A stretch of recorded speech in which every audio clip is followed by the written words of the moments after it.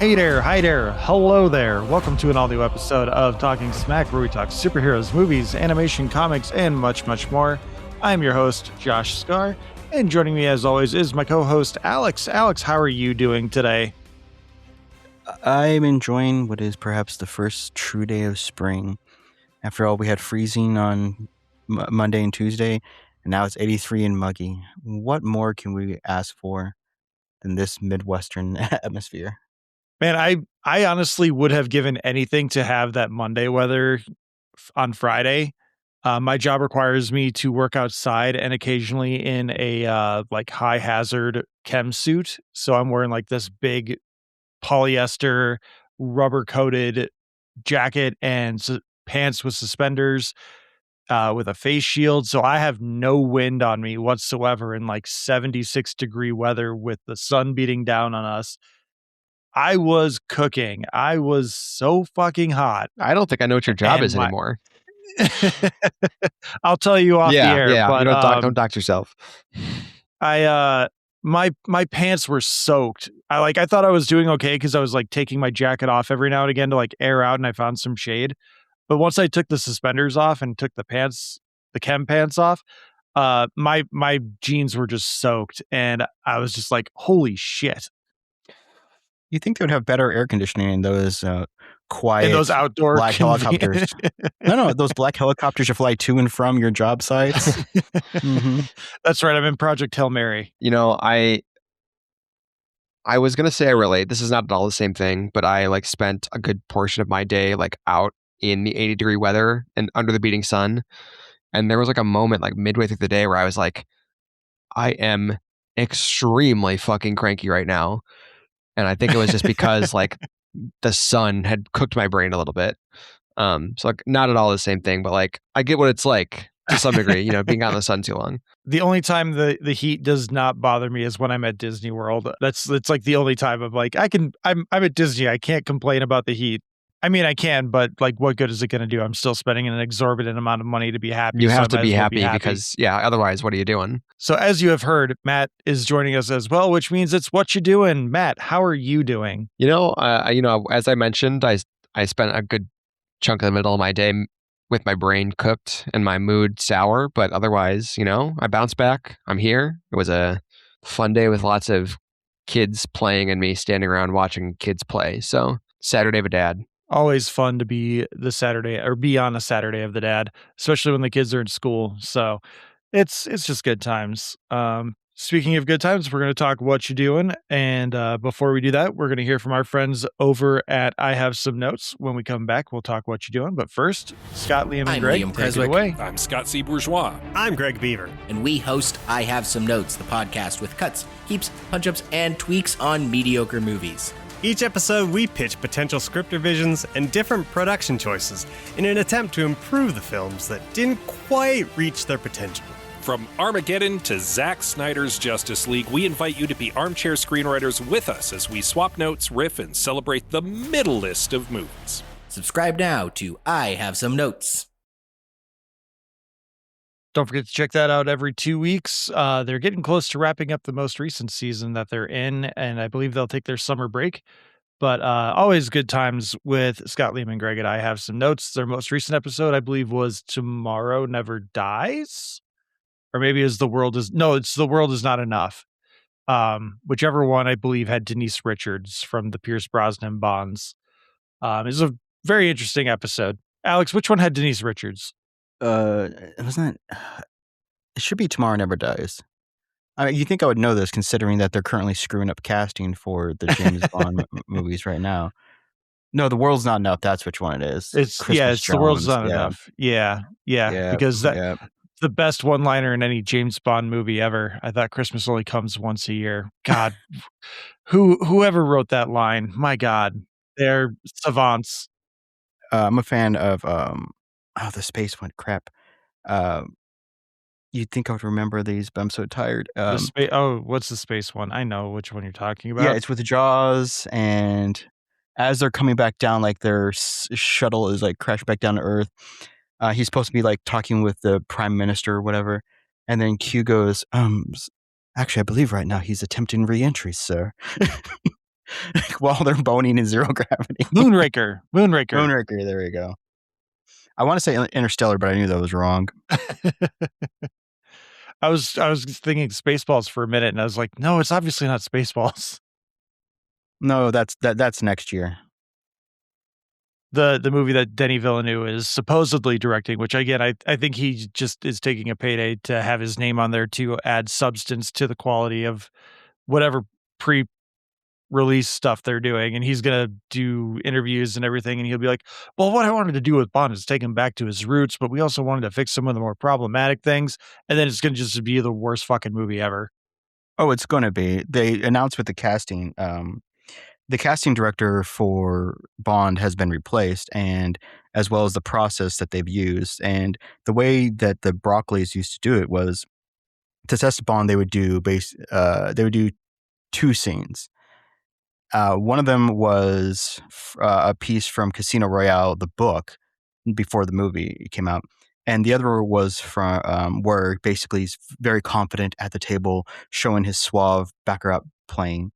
And then the other one would be him from I think it was from Goldfinger, and it's a scene where he walks in like to his room after showering, and the femme fatale is trying to seduce him, but then he calls her bluff and ends up seducing her. It's a very over the top, terrible scene, which they admit that's only sold by the charisma of the actors in it.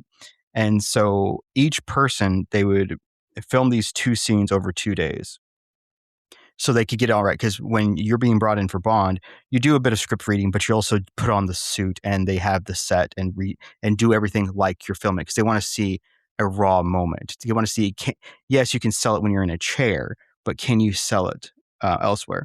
And they've actually been, some of the Bond tests have come out. Like apparently, I think Liam Neeson tested at one point, but also Pierce Brosnan's test when he had to do those scenes. I think Liam Neeson was in for GoldenEye at one point. Mm-hmm. Yeah. Henry Cavill's attempts at the scenes have also come out where he does those. And so it's interesting. From what I understand now, they're not going to do that. They're just going to do a traditional script read. But they're looking for someone who has amazing sex appeal. That's what they want their Bond to be. I'm all in on Kit Harington. Oh, Timothy Chalamet. You know it's going to be him. I don't give a shit. Nah. I don't give a shit. You ever think we know too much about how the sausage gets made? Nope. Okay. When you've had 6 successful Bonds in a row of casting over 60 years in 26 movies, and you decide to change how the sausage is being made, yeah, it's good to know what the producers who shepherded it for those 60 years thought and how they did it. But were the Broccoli's really that concerned about content? No. They weren't, which is unfortunate. They were concerned about product, not content. Legacy, not content. I still have my Blu-ray collection. Speaking of casting, I know this isn't what we're supposed to be doing right now, but they did release like a big a new announcement confirmation of sorts for the Batman 2 casting announcements. Which like they confirm? No, Sebastian Stan is still rumored to be Harvey Dent. Nope, right? confirmed. And then someone's also playing his father. And then I don't know. Scarlett Johansson is playing his wife. I don't think they announced who they're playing. From what I remember seeing, Matt Reeves posted on Instagram a photo of like Sebastian Stan looking really intense, saying "our Harvey Dent," and I don't know if he gave out Scarlett Johansson's name, other than they showed like the cinematic photo of like her looking in a rearview mirror. Okay, yeah, I'm looking at the Hollywood Reporter. Scarlett Johansson still has not been confirmed as a character. She's just in the cast list. Sebastian Stan, Harvey Dent, Jeffrey Wright as Jim Gordon, Andy Serkis returning as Alfred Pennyworth, Colin Farrell returning in the giant suit to be the Penguin, Jamie Lawson as Gotham City Mayor Bella Real. Okay.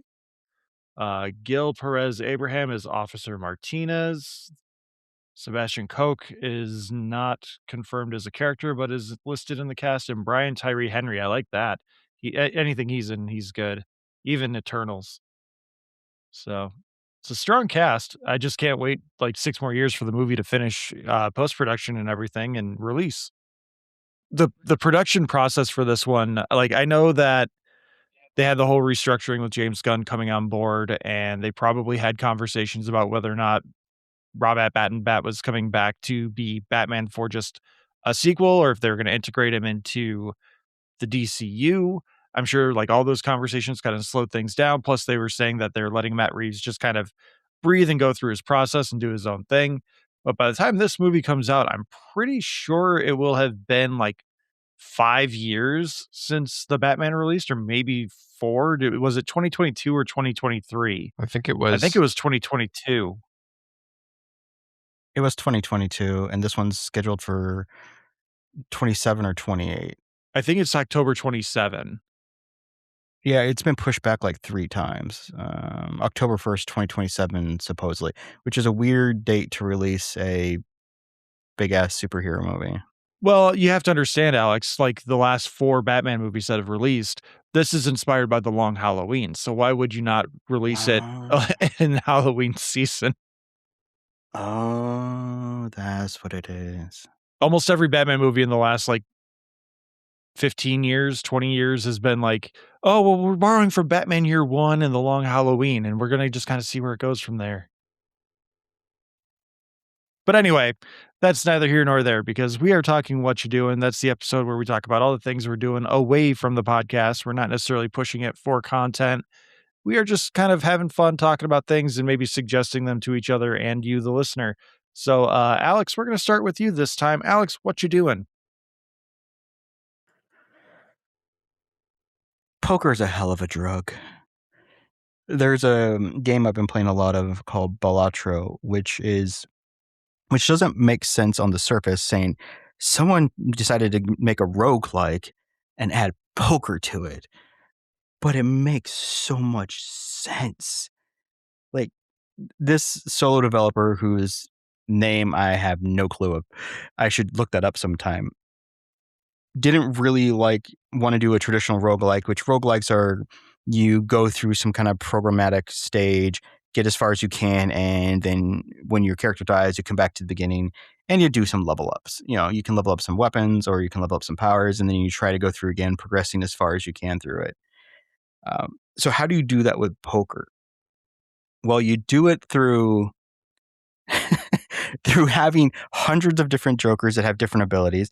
You can make different decks that have different you do have the standard poker deck, and each poker hand has different values assigned to it, and each ante level, there's 8 ante levels, has a small blind with a certain number of points you have to get past, then the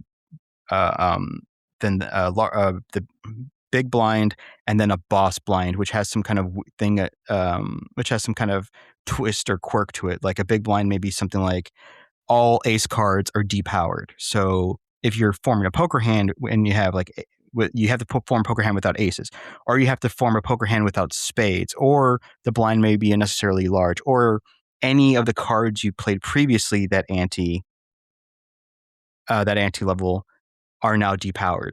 And so you have to then level up your different poker hands. You have to, you can get cards that have certain powers and abilities. You have a variety of jokers that allow you to earn more cash or earn more power-ups. And then they added tarot cards, and these tarot cards add abilities. And then they also added spectral cards that have different abilities, and planet cards, which level up your hands.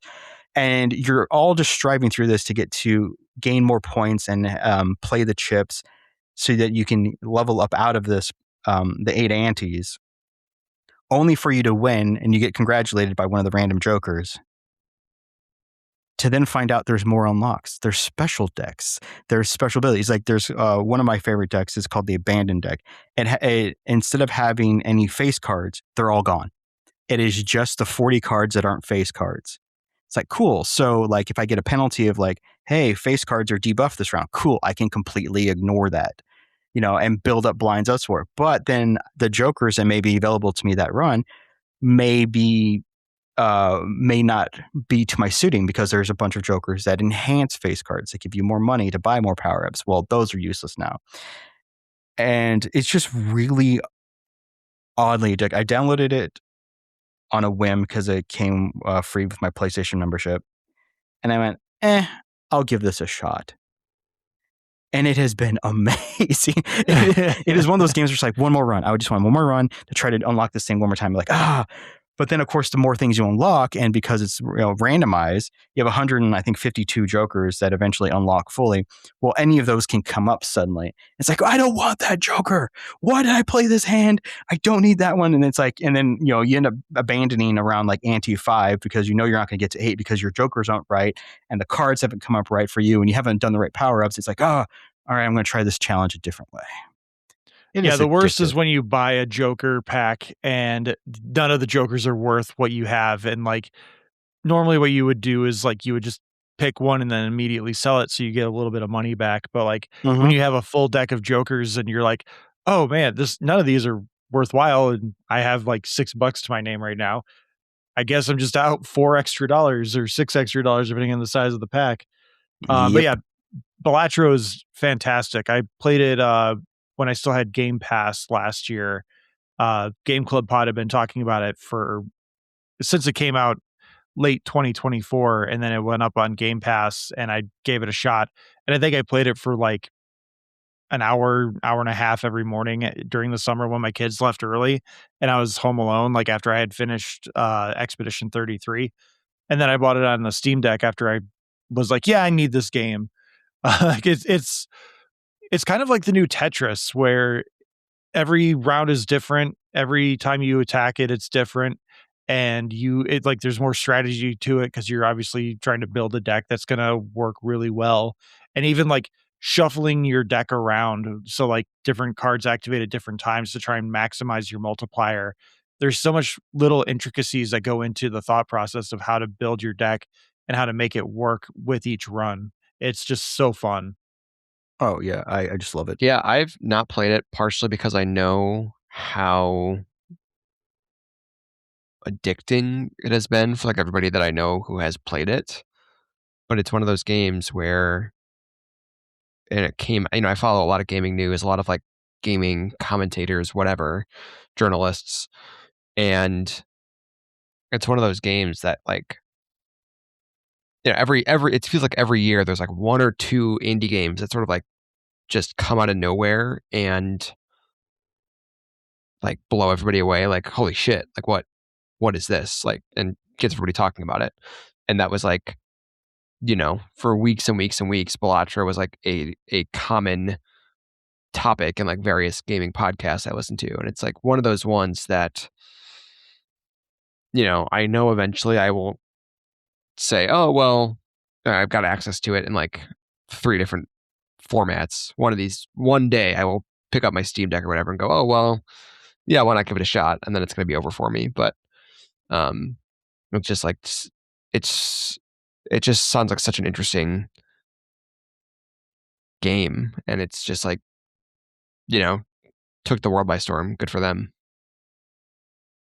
Yeah, the developers Think Lunk, for those wondering or for those yelling at Alex, like it's Think Lunk, but you can't get through to us because you're listening to us after we have recorded. So I apologize for that inconvenience for you.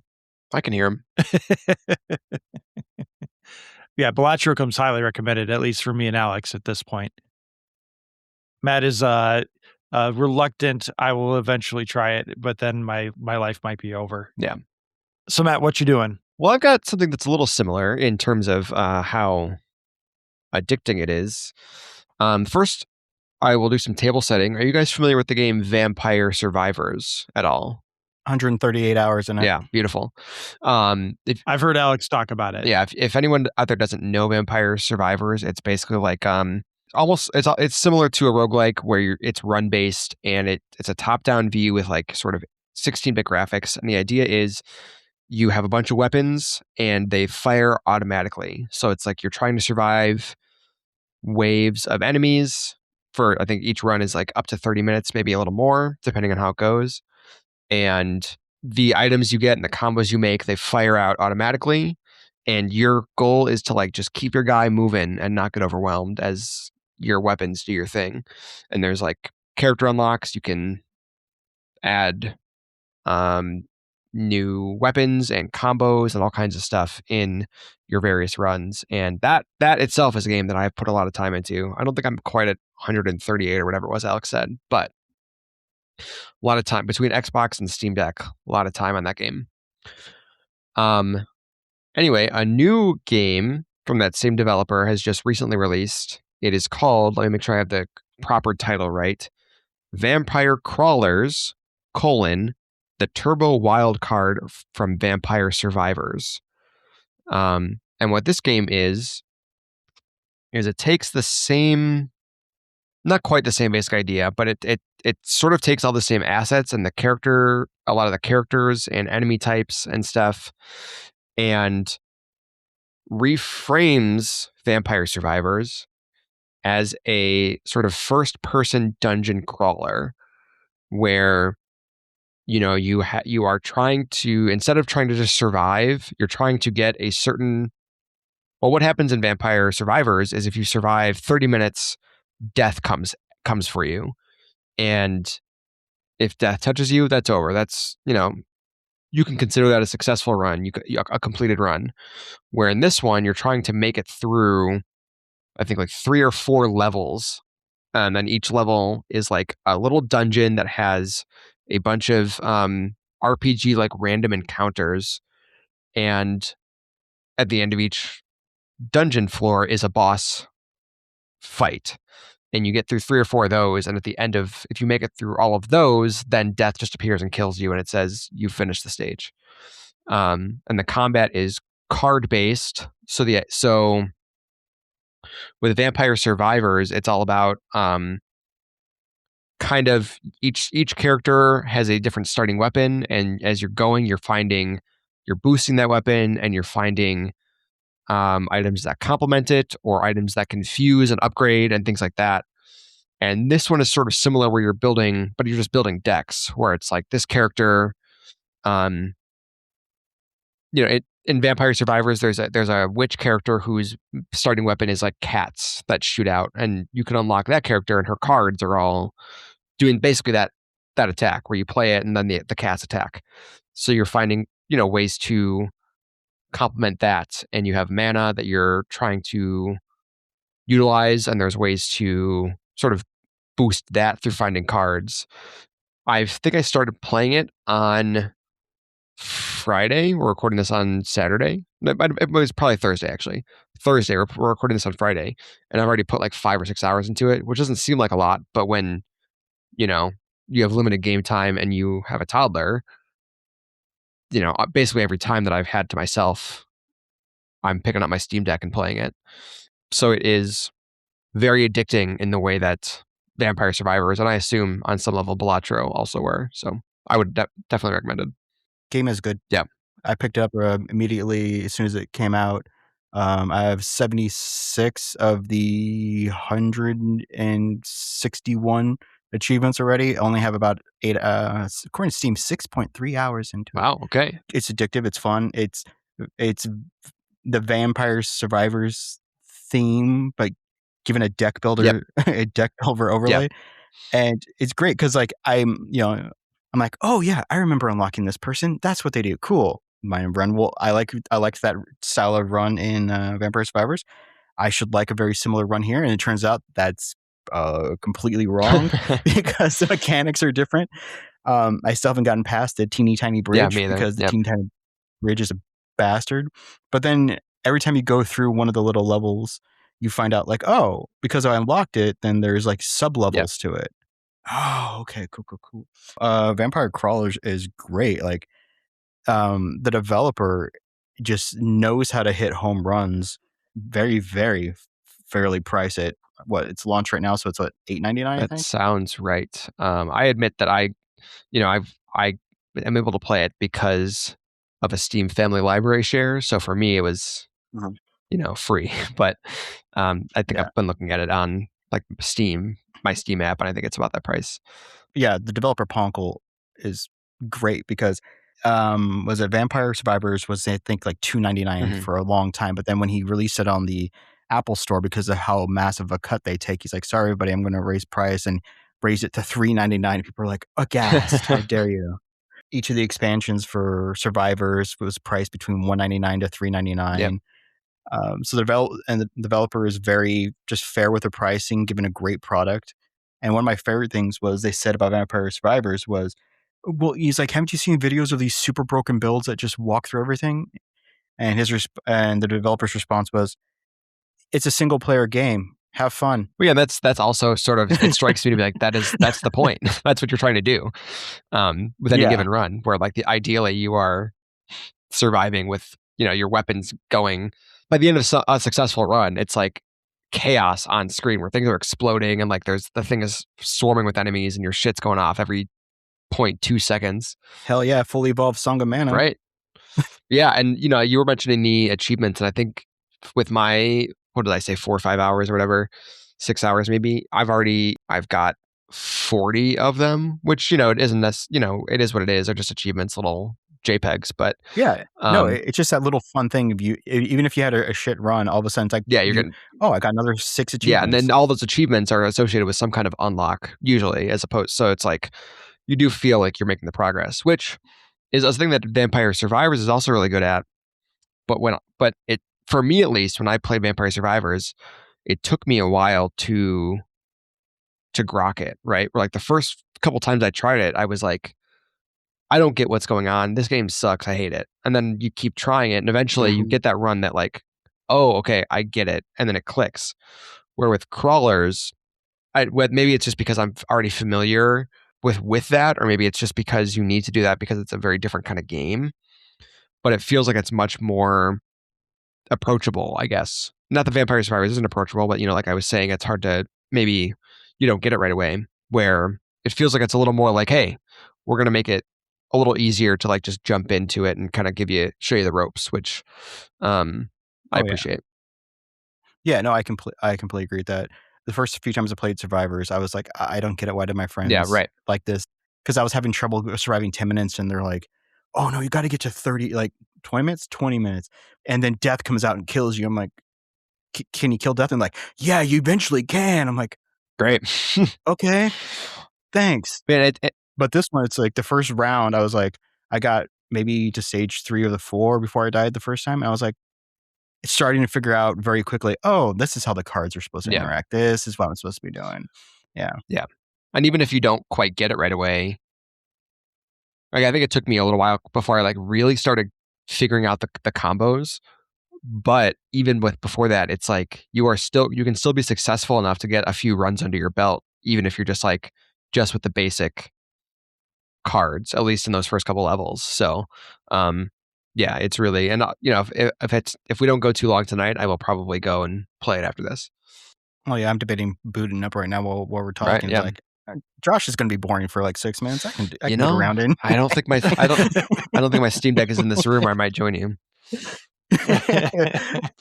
What have you been doing? Hold on, Josh? I have to use the restroom real quick. Okay. No, that was okay. Yeah, that joke about me getting my Steam Deck. Oh, gotcha. Oh no, I got you. Hilarious. Yeah, go while Josh is talking.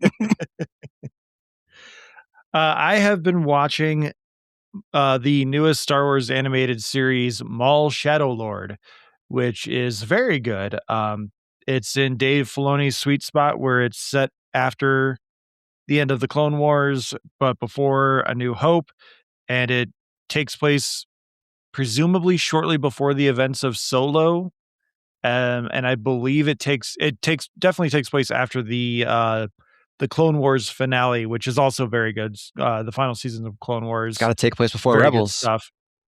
Yeah, it does take place before Rebels because Maul is not quite as worn out as he is by the time Rebels shows up. Which Rebels takes place like 8 years before A New Hope, I think, maybe 10.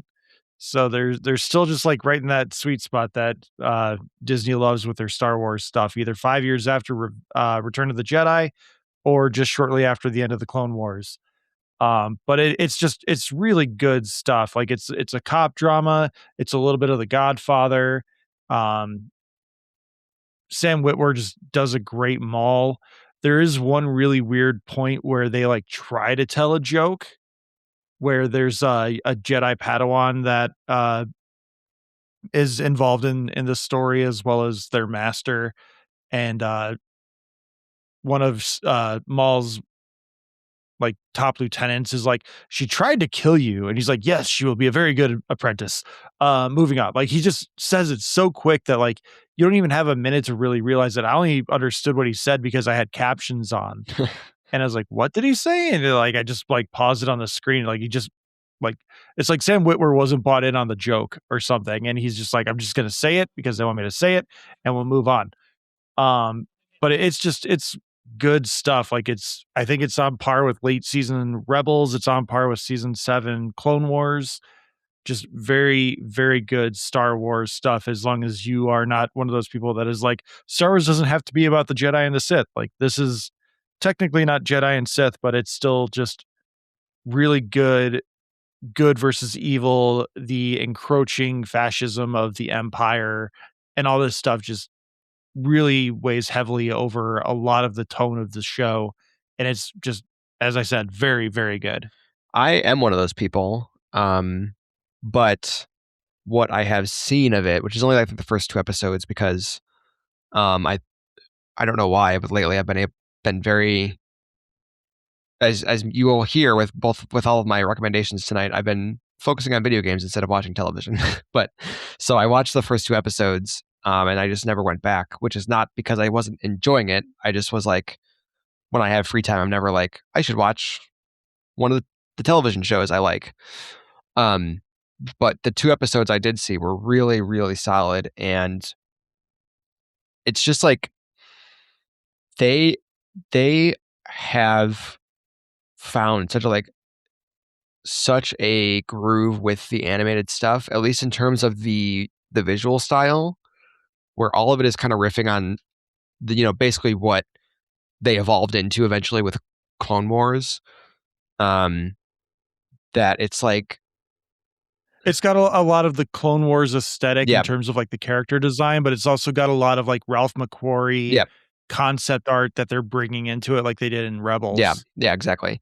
And it's just like gorgeous to look at, and it's one of those things where I understand why so much of the like Disney Plus era of Star Wars, or Star Wars in general, it's a live action thing. I get it, right? But it's one of those things where like I don't know why there's not always one of these going. Or at least like more regularly, right? Where it's like this, it's wild. I know they had Bad Batch, but this is the first one they've done in a while. And watching, I think Bad Batch was the last one they did, and like, yeah, Bad Batch wasn't great. aside from the shorts that they've done occasionally, Yeah, the Tales of the Jedi, Tales of the Sith, those were really good. And then yeah, like they had tried to bring it into the modern trilogy with Star Wars Resistance. Right. And that show just did not know what it wanted to be, and it didn't, like, because they didn't know where the story was going with the new trilogy. The show was just treading water, and no one cared for it. Right. And I think about this literally every time I see one of these things, and it's sort of a non sequitur, but watching those first 2 episodes, I haven't seen the Ahsoka show. I watched the first episode, but it was before I finished Rebels, so I was like, I clearly do not have the context for this stuff. But I will never, the live action Star Wars, the reasons why you would do that aside, I will never understand why that show was not something like this, right? Where like, you do your big Rebels follow up. Why aren't you doing it as one of these gorgeous cartoons?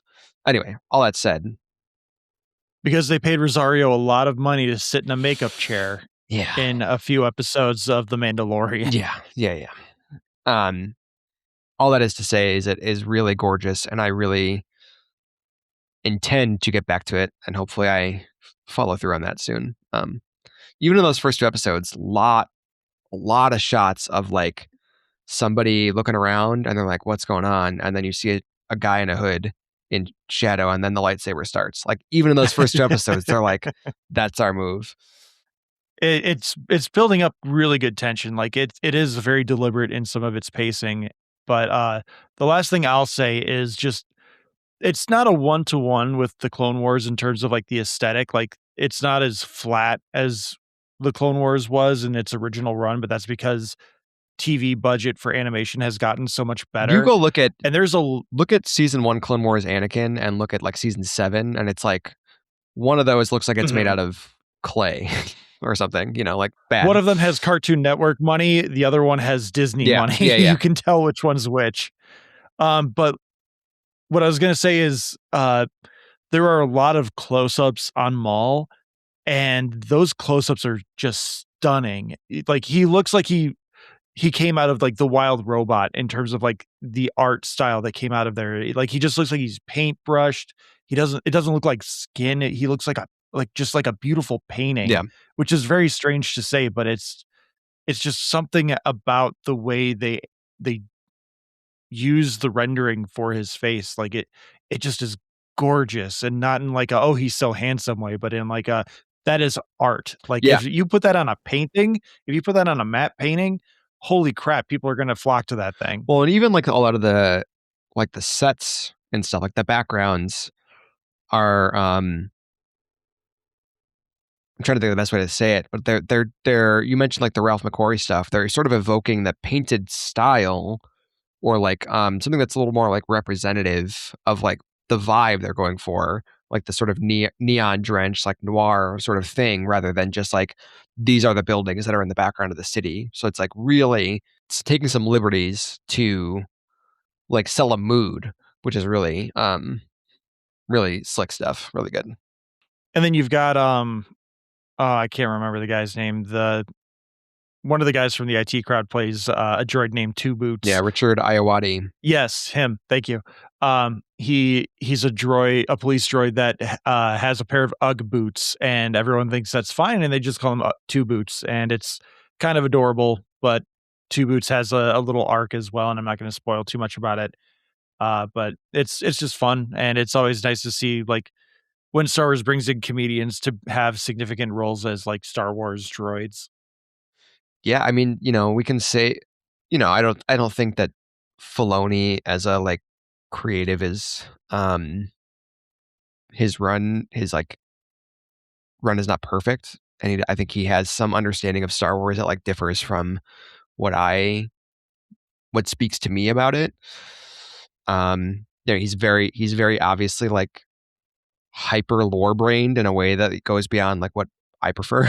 But I think there is some stuff that he's really good at, and that from what I've seen, that's what's on display with this stuff. Mandalorian and Grogu in theaters May 22nd. That's me with Maul, Shadow Lord. Alex, what you doing? Once upon a time, perhaps in a previous What You Doing, I complained about the amount of documentaries out there and how people should not be associated with the documentaries, or at least we should wait until they die so that we can have a bit of a warts and all thing. Because I was upset about Mel Brooks's very gentle, soft focus, 2 episodes documentary, Mel Brooks, the 99-year-old man, on HBO Max. Yesterday, as I lay on the couch contemplating the futility of my existence, Netflix said, hey, you might want to watch Hulk Hogan, Real American. And I went, you know what? This is not going to be bad for 2 episodes. I got time to kill between Balatro things because I'm mad at the deck right now. Why not? It's 4 episodes. Each episode is an hour long. Before you get further into this, was this made after Hulk Hogan died? Aha. It starts off with, this is Hulk Hogan decided to give us unprecedented access in January 2025 to record. And we got the final recordings before his unfortunate passing. So it just was released. He was involved for in who? Shut the fuck up. Because this is a warts and all interview, and I actually appreciate it. Yes, he is directing it a bit, but because he passed away last July, they were able to finalize, like, it has his ex-wife on there shitting on him. It has his son. It has a lot of the WWE wrestlers. It has a ton of footage from WWE and WCW and TNA. And they take the screws to him a little bit about like, hey, dude, why did you lie about you not using steroids and what happened here and other stuff. They show like home video footage of him and his wife getting into arguments because he's never home, and then he is home and he's in a poor mood.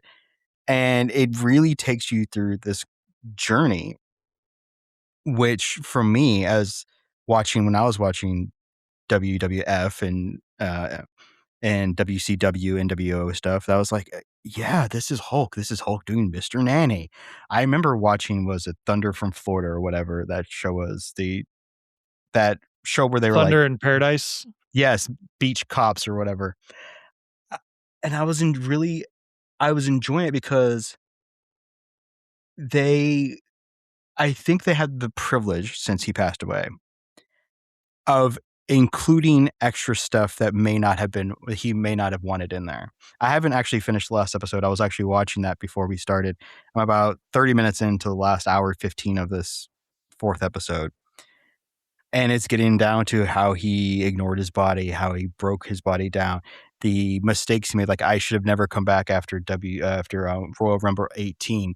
That basically killed my marriage because I had retired because, I screwed up with storylines in the WCW. I pushed the NWO as far as it could go. And then they got shuttered. Vince bought the company and, made sure I wasn't going to work again. And he's like, but then Vince called up saying, hey, we want you back to fight The Rock. It's kind of like a passing the baton thing. Offered me a ton of money and I turned back. And then what did he do? He's like, well, I got some gas left in the tank. So, he abandoned his kids when they're teenagers again. And his, talk about his infidelities and other stuff, when he was using steroids. And I actually was really digging it because up until recently, he's one of those guys from that age that hadn't died young from a heart attack. The stuff with the Ultimate Warrior died young. Macho Man Randy Savage, a bunch of those guys from that era had died young.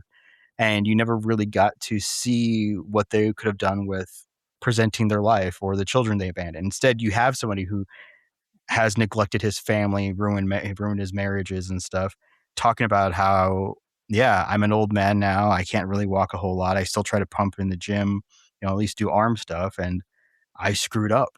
It's been really nice. And there is a little bit of like happy nostalgia for me because I'm like, I remember that match. Oh yeah, that's when that happened with this. Oh yeah, I remember watching that fight and going like, why is Hulk Hogan now Hollywood Hogan and why is he an asshole? And then realizing that's like, you're also realizing it because towards the end of that run, when he in the early 2000s, he was starting to hit his 50s, and it's like, God damn, he was old fighting The Rock. I mean, he was like on his 3rd knee replacement. His back was seized up and all the time. And he's like, well, Vince called me and offered me a ton of money. And I'm like, all right, I'm going to get back out there. I'm like, what the hell, man? Your wife is literally saying, hey, can you hang out more with the kids and help take them to soccer practice? And he's like, well, they need me in New York. And it's like, fuck. I got another union to bust, brother. Hey. Come on. Was Jesse Ventura a guest on that one? Now. Yeah, hey, no, I'm just saying, I agree. Hey, Hulkamania lived so the union could die. So that the wrestlers union could die, yep. Uh-huh. I heard Dwayne Johnson wanted to unionize, brother. Yeah, like, I want to know, like, are they going to do anything about that? Because Dwayne Johnson is now owns it and is in charge of it. Is he going to do anything with that? Is he actually going to offer them better health? Probably not. Oh, No. The Rock is not. No. He's on the board of TKO. There's no way he's going to allow them to unionize. Hell no. He strikes me as one of those guys. It's like, well, I didn't get to do it, so why should they? Yeah, exactly. And I mean, if he even suggested it, I'm pretty sure Dana White would get up from the board and go after him. Mm-hmm. Yeah, I mean, I grew up in the era of Hulkamania. I watched wrestling from like the mid 90s into the early 2000s. So like Hulk Hogan was someone that I just was like very much infatuated with as a performer. And like the NWO stuff was like devastating as a preteen who grew up watching like WrestleMania. I think it was 6 was him versus the Ultimate Warrior. And then you had like the follow-up year where he fought Sergeant Slaughter, who was siding with the Iraqis and stuff like that, which like that was a whole different, like there's a whole different side of like the storytelling, and as a kid you don't understand the politics of it. When you find out like how awful of a person Hulk Hogan really was in terms of like how he treated his family, he was a racist in terms of like dropping racial slurs at people without really caring about what that meant, and just an outright liar when it came to certain things and how he always told his truth. So like I'm very curious to know like some of the details of the documentary. So I might check it out just to see like how far into it they go, because like Hulk Hogan was a guy that did everything he could to protect his image. So when you said that there was a Hulk Hogan documentary, my first question was it produced when he was still alive? Because to the day he died, he was protecting that Hulkamania image. And like the very first Raw on Netflix, he was booed relentlessly because he openly, publicly supported the presidential candidate that is currently sitting in the White House. And the wrestling fans didn't want that. They didn't want Hulk Hogan to side with that side of the political spectrum, or at least that ugliness that he supports. And so it's just another betrayal of like the image of Hulkamania that he represented in the 80s and the 90s. And so like knowing that the directors seemingly took some liberties after he passed, maybe the documentary is a little bit better than I might have given it credit for if Hulk Hogan was still alive to this day to watch that thing get released. Like I said, I have about 30, 40 minutes left, and it just got up to 2019 or so. And the last episode is titled like his final years and his complicated legacy or something like that. And that was a little tag for it. So I mean, I'm impressed by what they're getting into, like, and I actually really appreciate for what it is. If it would have been as glossy as like the Mel Brooks one, I would have turned it off after episode 1. I would be like, no, I don't need to spend 4 hours watching this thing. Like I said, it's why I appreciated the Charlie Sheen one, because Charlie just laid out how much of a scumbag he was. And it's like, and by the way, talk to all my ex-wives and see what they have to say about me. And it's like, well, good on you. Good on you for admitting I do a lot of drugs and screw up a lot from it. So, Matt, what you doing? Well, as I alluded to before, I also have another game I've been playing. This one has been a kind of bafflingly big of a deal in terms of like the discourse it's occupying. But I've been playing a new little indie game called Mixtape. And what's the best way to describe this game? It's like a story-based. It's a story-based game, kind of like Telltale games. Kind right? of very, very similar to that, but even less like there's like no narrative branching. It's just like very, very straightforward. Like So it's a little more like Dispatch, where like there's a couple of options that you can go either way. Like, but for the most part, it is kind of on rails. You're just kind of there's like along for the ride. Yeah, and it's basically like an interactive movie almost. Like there's gameplay sections and things like that, but it is not like an exploration heavy game or like a choice heavy game that I've not finished yet. But fundamentally, the gameplay is not that. But the basic story is that you are playing a music obsessed teenager. And then you and your like the two friends in your like trio are kind of going to your various houses to like gather stuff for like the big party on like the literal last day before everybody breaks apart to go off and do whatever they're going to do after high school. And sort of many of the gameplay sections are like reminiscences of the friendship over the years. And it's called Mixtape because it is literally structured as a mixtape. Where like she is music obsessed, like she sees everything through a musical lens. So like she has built a mixtape for this last day, and it's sort of like the various sections of the game are pegged to the songs on the mixtape and like actual like licensed music. And so like there's moments where she will sort of break the fourth wall and comment to the player like, here's what the song is and here's who it's by, when it's from, and stuff like that. One of the interesting things about it, I happened to hear an interview on one of those gaming podcasts I was talking about before I actually played the game. A lot of games like this where like it's sort of a thing where you build the game out first and then you kind of peg the music to it, kind of based on what you can get or what you want to protect against not being able to get something. Where this game, one of the creators was talking about it, where like the entire game is built. It's like his curated music. Every single bit of it was like built around the song that's there. So he was like, we couldn't take away the song without fundamentally changing whatever that gameplay section was. It's kind of like what James Gunn did with his Guardians movies. A little bit. He built the script around the soundtracks. Yeah, and there's one little example of this is the game opens and it's like the section where you're skateboarding through the town with your friends and there's a Devo song is playing. I forget what the name of the song, but it's one where like many times throughout the song there's like clapping, right? And every time it happens, all the characters who are going are like clapping along to the song, which is like a little thing, but it's like exemplifies like, oh, when they built the game, did all the animations, all that stuff was like pegged to the Devo song is playing at this point, So it's a quirky little sort of like twee indie movie style game where it's like got the vibe of a 2000s indie movie. And a lot of the gameplay sections are like pretty unique and clever, where there's like one section where the character is sad for some reason, right? And the whole thing like goes black and white, and the gameplay section is she's like sort of floating through town in like her sadness, and like the various you're colliding with the various things around town, and like they're floating in the air and stuff. I'm not explaining it very well, but it's like there's it's all little like unique hits of little gameplay. It's not like mechanically dense, but it's like each section is here's just like a little quick hit of like a thing we wanted to do.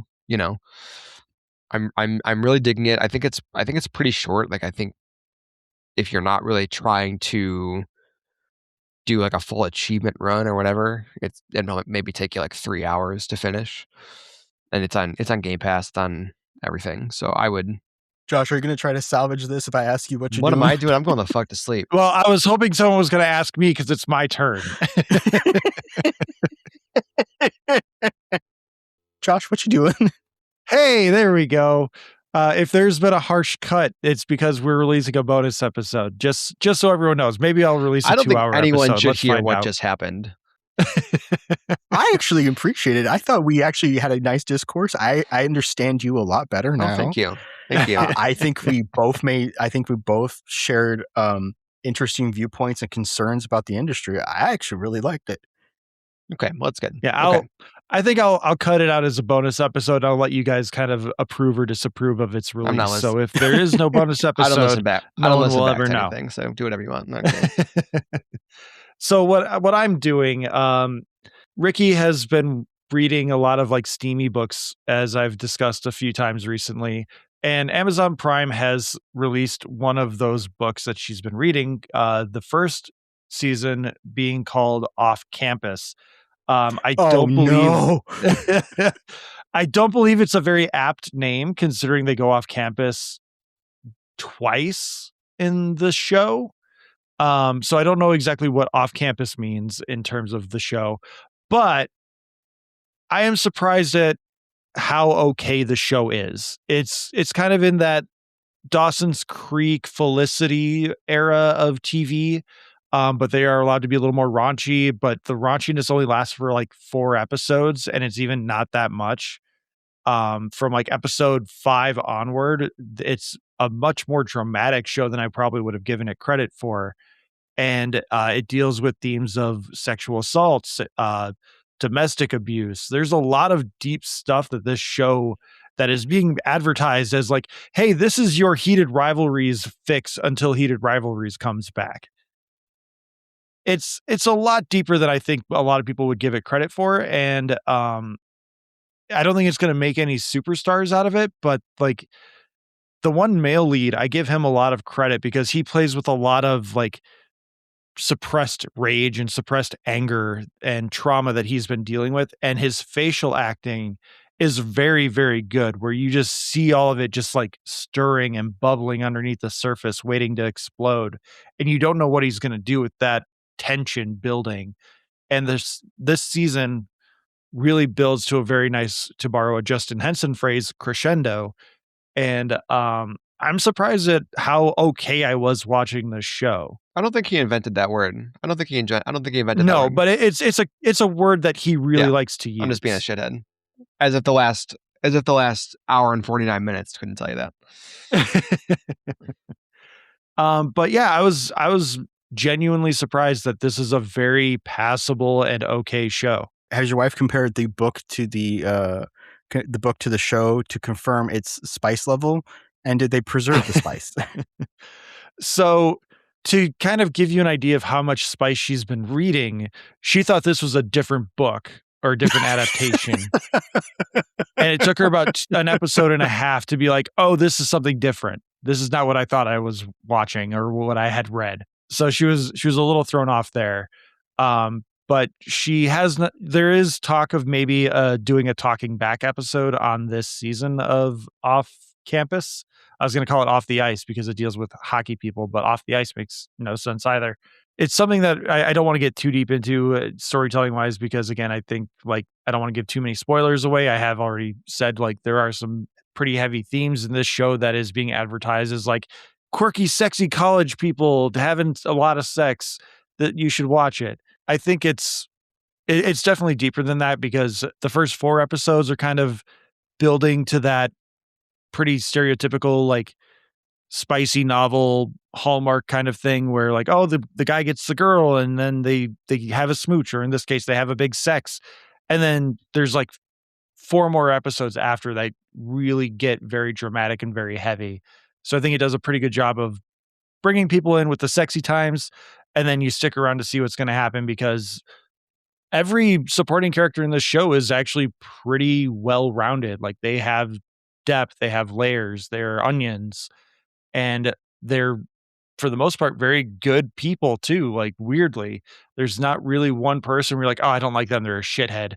They're all like legitimately good characters that have depth to them. Like it's not very deep, but it's more depth than I would have given credit for a show like this. This is literally the first I'm hearing about it. So yeah, if you have a partner that likes spicy things, you could watch worse things, I would say. But Alex, you have one more thing you wanted to talk about that I think we should talk about. So Alex, what you doing? I'm going to keep this brisk. The Boys should have ended at season 3. Man, this season has been just a slog. The Boys. I've heard it's been a lot of like spin-off prepping. So like it's kind of getting derailed from its main storytelling to set up other things. So season 1 picks up immediately. They just completely gloss over. So last season, it ended with them, the boys all getting arrested and sent to a vault camp. Episode 1, boom. They're all free. The band is back together. That's how they rescue them. And then what immediately happens? Episodes 2 through 7 are building up the prequel series, Vault Rising, led by Soldier Boy, played by Jensen Ackles. Dean. Yeah, Jensen Ackles. Which Jensen Ackles is carrying the season. Well, he and Anthony Starr, Soldier Boy, Homelander, are carrying the season. Because I don't know if they didn't have enough story, or they were just saying, hey, listen, we got to invest people in Vault Rising, so we got to bring Soldier Boy back. But Soldier Boy is released from the box, does some stuff. You get a lot of backstory with him. You really don't get a lot of good interaction with him and Homelander, but you think they would have some kind of more tension or something. There's just a few brief moments. Everybody has just been given given the personality of walk into a room and say something snarky, normally about a franchise.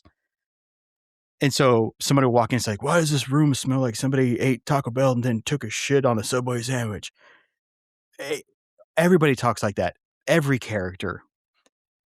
Other than Homelander. Homelander is doing his own thing. But then Soldier Boy, every reference is like, man, I haven't felt this way since I banged Eartha Kitt while doing blow on Air Force One in the 60s. And it's so much so that people have started saying, I don't get that reference. And it's like, and he just keeps making them. The show has, so every season of The Boys since season 3 has had multiple times of everyone is abandoning, what's his, goddamn it, Butcher. Everyone's abandoning Butcher because Butcher's an asshole. They have broken up the boys and put them back together because Butcher's an asshole twice in the first 3 episodes. It's just spinning its wheels. There's been there's been 2 kind of meaningful deaths, but it really has become the show that they were mocking. And that is really the sad thing about it, because I really don't give a shit about Rot Rising. I like Jensen Ackles, but they are introducing the eternal V1 crew that from the 40s, 50s, and 60s throughout the season. So you know who they are. So when you watch Vought Rising, everything's laid out, so you know that there's tension and dynamics and everything. And they're doing these weird. Everything is basically revolving around. Not Stormlander. What is her name? The Stormfront. Yeah. Everything's revolving around Stormfront and Clara, about how much she meant to Soldier Boy and how much Homelander meant to her, and the tensions that Bomb Sight and others all had with each other. They even visit an old age home where you see some of the older superheroes talk about the whimsical days before the Seven was created. And it's like, guys, where is the momentum? You've been teasing since season 1, what would happen if the footage from Flight 67 or whatever that flight that Homelander crashed, because he got angry and lasered a bunch of people. You've been teasing what happened if that footage comes out for seasons, and it's just hand waved away. Oh, what if the super virus gets out? It's hand waved away. They are using so much of their time to just focus on Vought Rising that we are now at the final episode, and the boys are once more getting together for one more go at Homelander. And if this episode does not land this plane, does not bring it home, Eric Kripke has talked about how, well, a lot of people judge an entire series by its last episode. I certainly don't hope that happens here. And I'm like, yeah, your promotional teasers and posters you've been releasing have been showing Homelander going scorched earth, literally lasering the planet and entire cities exploding. That hasn't happened. I don't know what to expect this last episode. I mean, there's only so many times that the boys can break up and get back together because of Butcher. Like, you literally did that twice in the first 3 episodes, and now they did it again. It was especially deflating because the first episode built up so much tension because Homelander came forward and said, hey, I'm going to kill them all finally. I've got most of them in jail. I got most of them in a Vought prison camp. Announced the execution. They're going to be executed to draw up Butcher. And Butcher shows up, and Homelander is already there. And he has Huey, Mother's Milk, and Frenchie bound and gagged. And instead of doing anything, he kind of whimsically talks to Butcher about, oh, you took a V compound to turn yourself powerful to fight me. I respect that so much. And then because of shenanigans, all the boys get away. There has not been any tension like that since then. It's all been Vought Rising background and building stuff up, and Soldier Boy's background, teasing is Stormfront actually the egg donor for Homelander, and all this other stuff. And now that we're approaching the last episode, now the boys are going to once more try to have a go at it. I will be so disappointed if this thing just doesn't land. Yeah, I kind of fell off. Again, it was another one of those things like with Maul. where I think I watched the first episode of season 4 and then just kind of got sidetracked, and then I never quite went back. And I've not been super closely following, but it kind of seems like I'm like, well, I think I'm okay, you know. I think one of the things that happened between that episode that I watched and now is like the further pursuance of like the boys expanded universe or whatever, where they already had the college um spin-off, Gen V. Gen V at that point, but then they're also like, oh, we're doing this spin-off, and then maybe we'll do another spin-off, and this one and this one and this one, and it's like, I think that was the point where I was like, I just don't have enthusiasm for it. I like the show, what I've seen, but not enough that I'm like, ooh, I really want to know what this like guy who was explicitly a riff on Captain America in the comics is, what his deal was in the 40s or whatever. I think part of it is that they forgot what they were satirizing. They were supposed to be satirizing Marvel and Disney and stuff like that. And then they went, you know what? We'll just make Homelander an allegory for what's happening right now. And that's when the writing went to shit, is when they really went hard on that in season 4 and now in season 5. It's like, Well, I mean, they started doing that in like season 2 or 3, where they just went, you know what, Homelander's Trump and they're Nazis, and there's no allegory here. Like, it's just, we are doing a 1-to-1. I'll disagree with that, because Homelander in season 2 and 3 was still cognizant and terrifying and had a plan. Now they just, I mean, if you look at the writing of like Homelander this season to like the first 2 seasons, they're completely different. They actually were, there's been moments of brilliance where Homelander is back to being how he's supposed to be, this terrifying threat versus this cartoony man-child.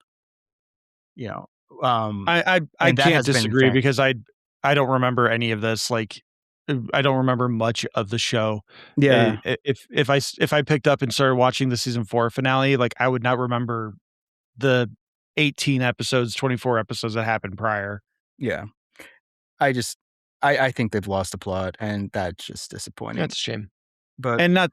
not to beat a dead horse, like, I wonder how much of that is also just because of this era of streaming production cycles that we're going into. Like, if anyone's doing the Talking Smack drinking game, they're talking about streaming production, what's prestige TV show production timelines, where it takes 18 months to 4 years to get a new season of a show out, because you have to make sure the streaming numbers are strong enough to support a new season. Oh, do we need to hit 3 hours? Because I could talk about TV. Well, I just read that Outlander, the finale just aired of the 8th season, and they filmed that 18 months ago. Why? It's a historical drama. What post-production do they need 18 months for? I legitimately can't tell you, because that's, Ricky and I have been watching that show, and we have this episode to watch. She said she's not ready to see it end yet. And yeah, I like, there was one point in the previous season, in season 7, where they just stopped. They like kind of went like what Game of Thrones did last season in House of the Dragon, where they went, you know what, this is your finale, and we're cutting budget for everything. And like, why? What post-production do you really need for any of this? Like, it's not a special effects heavy show, other than like there's some weird stuff where they did reshoots in front of a green screen. Other than that, like, I don't know what this show is doing that they needed this much production time. Production for the 8th and final season ended in September 2024. And it just got released in March to what is okay. We used to know how to make All right. TV in this country. Yeah. Apparently the only thing that knows how to do that anymore is The Rookie. At least they got Dropout to swing by for an episode. And Ghosts. Oh, Ghost is still so good. Season finale next Thursday, hour long. Yes. All right. Well, yeah, Alex, let everyone know about the Discord and the progress of the website, where Matt can unleash some more of his journalistic thoughts and feelings. The Discord is tsmackpod@gmail.com, or just click the link below. It's where we post our news, discussions, thought pieces. Also, the website is currently waiting for the developer to stop painting a house, but it is somewhat up, and it's tsmackpod.com. It is where you'll be able to find us on other podcatchers. You'll be able to stream us directly on the website, and we'll be writing longer form think pieces. And yeah, that's what we got going with that. All right. As Alex said, don't forget to click the link in the episode description to join the Discord. You can find us there. We are on Letterboxd, Blue Sky, Facebook, and YouTube.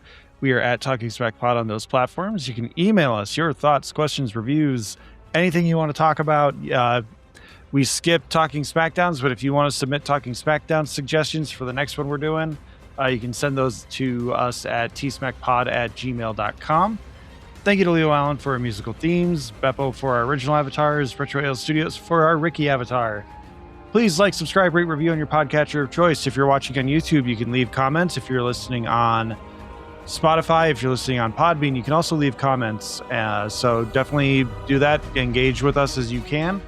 And Matt, thank you so much for being here, taking the time, running us to our longest recording session ever. But I think it's a good conversation, even if that episode or that conversation is cut out for a bonus or just a lost segment. We'll see, but it's good stuff. So thank you for being here. Alex, as always, thank you so much for being here and for the work and effort you put into the Discord and the website. Matt, thank you for the effort you put into the Discord as well to keep conversation going. But there was a weird omission from this week for What You Doin'. I think it's the first time in 14 What You Doin's where this show did not come up, Matt. Oh, you can still rectify it. You can still save it. There's a TV show out there that people should be watching. What is that TV show? Oh, go watch The Pit. I haven't seen it yet, but I hear it's good. Okay, I love you. Bye-bye. Wow, breaking tradition.